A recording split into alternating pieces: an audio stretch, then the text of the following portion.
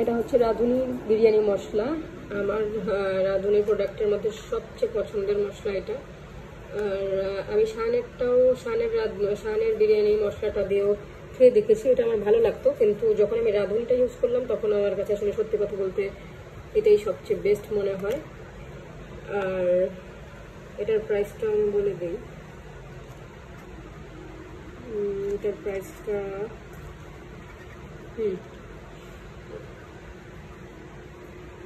এটার প্রাইসটা হচ্ছে মাত্র 60 টাকা, মাত্র 60 টাকা। তো আমার এটা খাওয়ার আগে আমার শানেরটা অনেক ভালো লাগতো, পাকিস্তানি যে ব্র্যান্ড শান।